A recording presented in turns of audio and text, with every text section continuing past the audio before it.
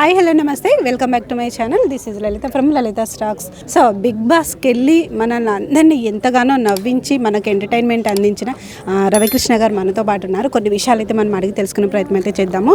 రవికృష్ణ గారు, congratulation. First మీరు దండోరా మూవీలో యాక్ట్ చేస్తున్నారు, అది సక్సెస్ అవ్వాలని మేము మనస్ఫూర్తిగా కోరుకుంటున్నాము. అలాగే బిగ్ బాస్ 9 అయిపోతుంది, ఇందులో ఎవరు విన్నర్ కాబోతున్నారని మీరు అనుకుంటున్నారు? థ్యాంక్ యూ సో మచ్ అండి మీ విషెస్కి. అండ్ బిగ్ బాస్ 9 యాక్చువల్గా ఈ సీజన్ నేను బ్యాక్ టు బ్యాక్ షూట్లో ఉండటం వల్ల మిస్ అయ్యాను. బట్ డెఫినెట్గా ఆడియన్స్ డిజర్వింగ్ క్యాండిడేట్ని విన్ చేస్తారు. సో డిజర్వింగ్ క్యాండిడేట్ విన్ అవ్వాలని ఎక్స్పెక్ట్ చేస్తాను. Thank you.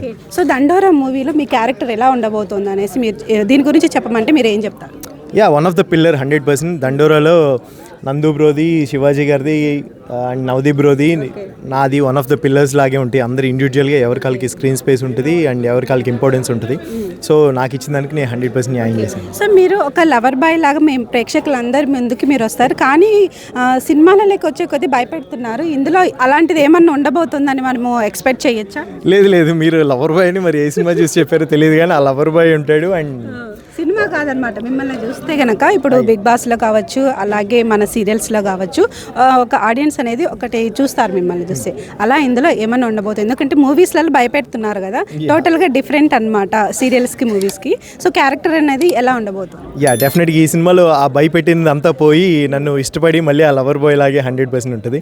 అంటే ఏదైనా ఒక చిన్న సినిమా చేయాలి అన్నప్పుడు ఒక హీరో థాట్ అని వచ్చినప్పుడు డెఫినెట్గా ఈ సినిమా ద్వారా ఆ థాట్ నాది కూడా అవుతుంది, one of the name add అవుద్ది అని నేను ఎక్స్పెక్ట్ చేస్తాను. Congratulation and all the very best.